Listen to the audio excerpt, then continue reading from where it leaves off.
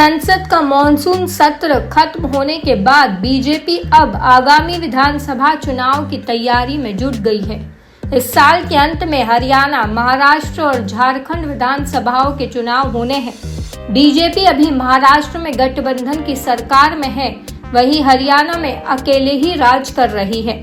झारखंड में झारखंड मुक्ति मोर्चा कांग्रेस गठबंधन की सरकार है।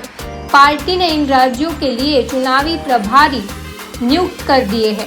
पार्टी की चुनाव की तैयारियों पर एक शुरुआती बैठक भी हो चुकी है। बीजेपी इस महीने के आखिर में तीनों राज्यों के लिए विधानसभा उम्मीदवारों की पहली सूची जारी करने की योजना बना रही है।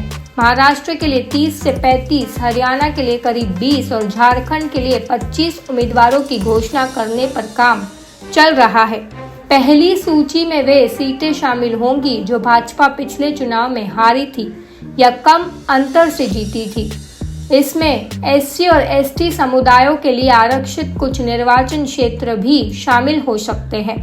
लोकसभा चुनाव के दौरान एससी वोटों का एक बड़ा हिस्सा इंडिया गठबंधन की ओर चला गया था।